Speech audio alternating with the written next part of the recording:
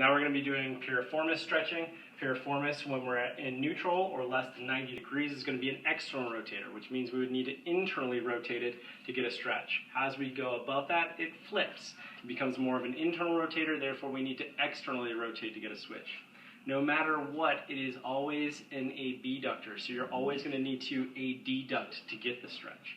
So that being the case, I'm going to bring the leg up. If I'm below that 90 degrees, I can get my stretch just by putting the foot on the ground, and I bring him across. When I bring him across, because my foot is stationary, it's creating an internal rotation at the hip.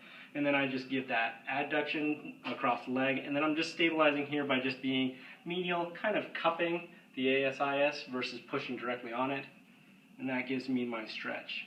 As I get more and more motion out of the joint, then I start to bring him up into an angle that's greater than 90, and then I will add an external rotation and adduction to get the stretch. Just be aware that this is very similar to some of our impingement tests.